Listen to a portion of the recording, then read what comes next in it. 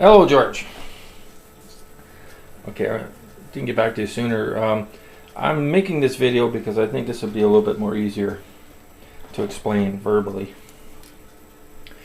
What I want to know is, I thought you told me you had a Donkey Kong Jr. board. This is a Donkey Kong Jr. board. Banana yellow. The DK3 whatever. Anyhow, now, normally, the Donkey Kong Jr. board and the Donkey Kong board, not the DK3s and the Versus and anything that came after Mario Brothers, but these first boards. Now I don't know whether Nintendo purposely kind of just skirted their way past the FCC, or the FCC was slow to catch on. There are certain chips that emit radio signals, which aren't really that much. I mean, you have to have other equipment very close to it. And back then, in the 80s, a lot of equipment had what they call IF circuits.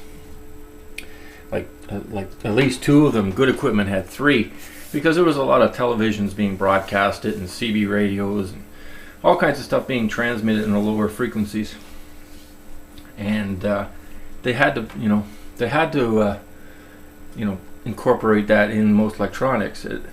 Nowadays, you're lucky if you find one IF circuit in something, because from China or whatever, because a lot of things have gotten into a higher frequency range and they don't necessarily interfere. Things like computer speakers, every once in a while, this set's okay, but then I got another set there that you hear. Taxi cabs out front of my house transmitting. The only one that are directly in front of the house. Anyhow, getting off base here. So they made that cage. You know that cage your game is in? Well, the cage is just to keep the frequencies from getting loose. And the edge connector, okay, I don't know why they put the edge connectors on these boards, because this is what I was beginning to say was, there's this plug here, and on this side, you see that big wide one? That's for the controls. That's another power plug. Actually, it even says right on it. I don't know if you can read it or not. Oh, I'll drop this darn thing. Out of focus. Let's try this.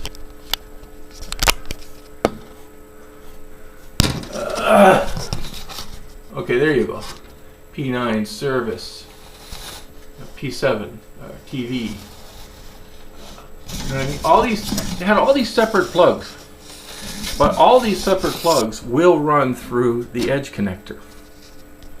So DK3 has the same edge connector, the same connection pattern. Okay, and what they did is they put it in the cage, and then they ran the wire from the board to the outside, to the inside of the cage, and then they had that other card, and that picture you showed me where it plugs on to the cage. So it's just to keep the thing trapped in the steel box.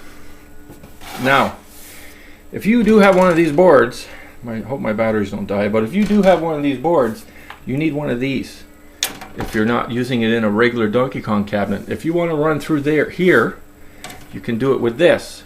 Now, if you have one of these, which you do on a DK3 board, they plug in here to the white one, and be careful to mind, this is pin 1, which way it goes. It only goes one way, I think, anyhow, because of the backing on it. And then it comes around to the other board underneath, where you can see the other white plug, and connects there. Now, if you take that ribbon cable off your DK3 board and put it on your Donkey Kong Jr. board, you can plug, okay, you can either slip this board into the cage, or you can just plug directly onto here and don't use the bypass wires that they use on the cage. And I don't know why you're showing me the controls, because everything is the same pattern. So what I'm trying to say is, if you plug it onto this board, it will work in your cabinet. These are just adjustments for the monitor to help move the picture up or down, left and right. And there's a few adjustments on the monitor itself to move it around a little bit, make the picture wider or taller. But most likely you'll be lucky when you plug it on. It will be pretty much center. if you plug this in, you don't need a control panel. The control panel is hooked all through the harnesses, and I know it's got all these different plugs and anything, but it doesn't matter. It's the same pattern, wire pattern. So you just plug it in and you turn on the machine, and that's it. And you put player 1, and that's it. The jump button will be the same. You don't need the Donkey Kong control panel. You can use the one that's on there now. So that's it. That's all I was just one day I forgot about this. Hey, you know, I wonder if he has this cable or not.